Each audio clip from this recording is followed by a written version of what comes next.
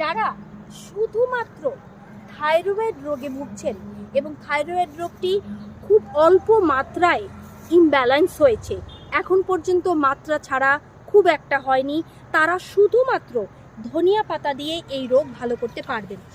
এর জন্য কিচ্ছু না, জাস্ট আপনাদেরকে নিতে হবে ধনিয়া পাতা, এইরকমভাবে জাস্ট শেকড়টা থাকবে না, এইরকমভাবে ধনিয়া পাতা নিয়ে এটাকে ধুয়ে একটু রোদ ছায়া এমন জায়গায় শুকিয়ে পাউডার করে নেবেন। এই পাউডার থেকে প্রতিদিন সকালবেলায় 1 চা চামচ পাউডার অর্থাৎ 5 গ্রাম পাউডার 1 গ্লাস হালকা গরম পানিতে মিশিয়ে সকালবেলায় খেতে হবে।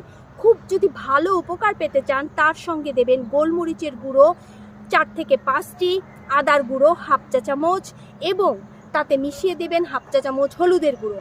এই রেমিডিটি যাদের সবে মাত্র থাইরয়েড ইমব্যালেন্স হয়েছে, হাইপো বা হাইপার, তাদের জন্য একটা রামবাণ ঔষধ।